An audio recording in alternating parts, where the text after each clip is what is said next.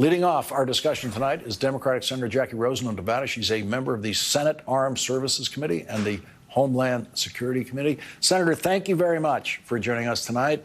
If Pete Hegseth or someone else makes it to a confirmation hearing for Secretary of Defense, you will be there in that committee with questions. What do you make of the Hegseth candidacy for that job so far?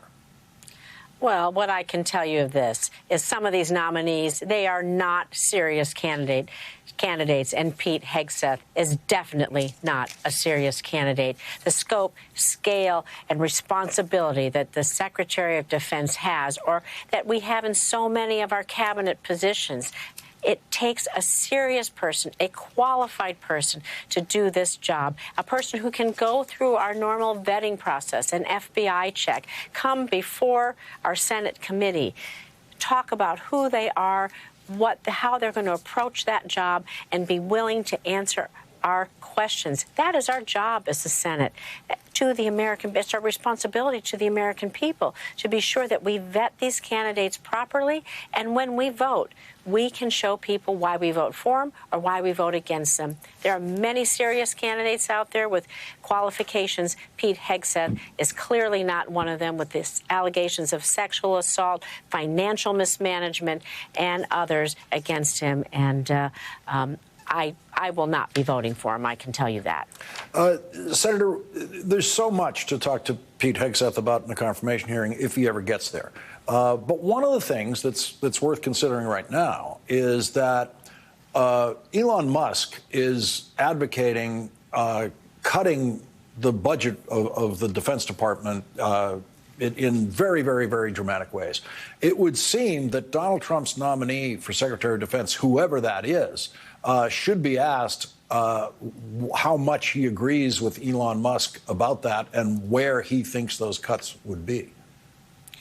Well, I think that you can always look at duplication of programs or ways that we can modernize, go off old systems onto new, particularly in computer modernization, IT modernization. There are things we can look at to make us more nimble and more efficient. I'm all for that. But to go willy-nilly and think you're just going to cut $2 trillion off something or $100 million off this, and these ideas that Vivek Ramaswamy and Elon Musk have clearly are not founded in any bit of reality. And so what I would hope is, particularly a Secretary of Defense, responsible to take care of our men and women in uniform. Their families are deployed all around the world. They take an oath to protect us, defend us, and we depend on that. And so you have to take that seriously. We have to protect them and protect our country. And so, again, I hope for a serious candidate, one that just doesn't go willy-nilly cutting anything without really investigating it. Senator, as we've reported here on this program, it only takes one Republican senator on armed services to vote against Pete Hegseth to create what would then be a tie in the committee. The tie doesn't get referred to the Senate floor. If he's defeated in the committee, it doesn't get sent to the Senate floor. There's still a parliamentary way around that so that you could take this nominee defeated in the committee out to the Senate floor for a vote. Is there any? I haven't seen any scenario where there's 51 votes on this nomination on the Senate floor.